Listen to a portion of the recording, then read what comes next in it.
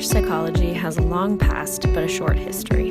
Psychology in Ireland was not fully established until the second half of the 20th century, but that does not mean that there was no psychology in Ireland. And while psychology in Ireland was later on the scene than Germany, England, France, and the United States, in comparison to the rest of the world, it was by no means late.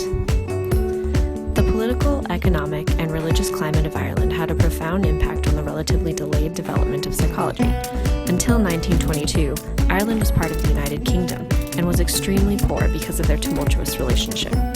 Most of the intelligentsia at the time psychology was being established elsewhere were focused on gaining independence from Britain, and as a consequence, they were less concerned with scholarship. Independence was followed by a period of isolationism, in which the public viewed psychology as an alien concept. In addition, throughout the 19th century, Ireland was not a developed country and was afflicted with numerous famines, especially the Great Famine, which sent many emigrants abroad and left many others starving. As Wundt was starting his famous laboratory in Leipzig, Ireland was in the midst of a famine. Furthermore, the Catholic Church had a tight grip on Ireland, which likely delayed the establishment of psychology even further. The Church was written into the Constitution and held an immense amount of power, controlling educational and social services. Some members of the clergy were even directly opposed to psychology, citing its secular, material approach to the soul. However, as we shall see, not everyone in the Catholic Church was opposed to psychology. Despite an inhospitable climate and direct opposition from the Church, early psychological scholarship was going on in Ireland before the 20th century.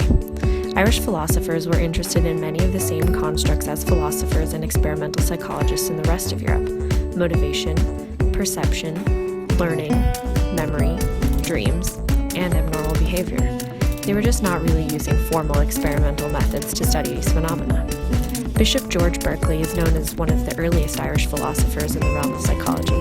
He published a new theory of vision, and his great philosophical work was titled A Treatise Concerning the Principles of Human Knowledge, which proposed that nothing exists outside the mind.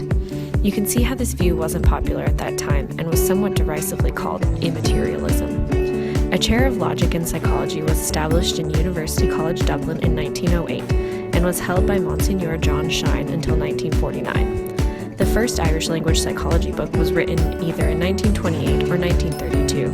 The book mentioned some of the early psychology researchers such as Ebbinghaus, Binet, and James. However, these early versions of Irish psychology are considered by some to more closely resemble mental philosophy written from a Catholic point of view than scientific psychology. Psychiatry was also practiced in Ireland in the 19th century. Dr. William Saunders Halloran ran the Cork Lunatic Asylum and wrote a textbook in 1810 on causes and cures for insanity. Dr. Halloran may have proposed an early biopsychosocial model, as he recognized the effects of socio-political context, excessive alcohol consumption, and genetics.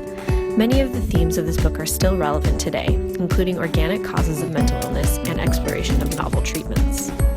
Though there was some interest in psychological subjects, by the early 1950s there were no psychological services at all in Ireland, not for mental health, education, industry, or any other areas. This meant that there was no demand for psychologists, and thus no demand for degree programs in psychology. The World Health Organization was concerned about this and made an agreement with the government to bring psychological services to Ireland. Thus, in contrast to psychology in other countries, psychology in Ireland was established more out of a need for services rather than intellectual pursuits. Dr. John McKenna, the first clinical psychologist in Ireland, was critical of this fact. He said, "Credit for many developments in health, education, and commerce in the late 50s and early 60s must go to a few outstanding civil servants. They, rather than the universities, were the initiators, the creative workers who prompted change, unlike their counterparts in some other European countries. It seemed that the universities were more committed to the maintenance of the status quo than to acceptance of the need for change." The development of psychology in Ireland in the 1950s coincided with big changes in the political, economic, and religious climate. It is no coincidence that this was a good time for psychology to take hold. Ireland began opening its doors to foreign investment, and the focus on nationalism lessened. The Catholic Church began losing power, and strict censorship ended. Ireland began massive industrialization. Created using Powtoon.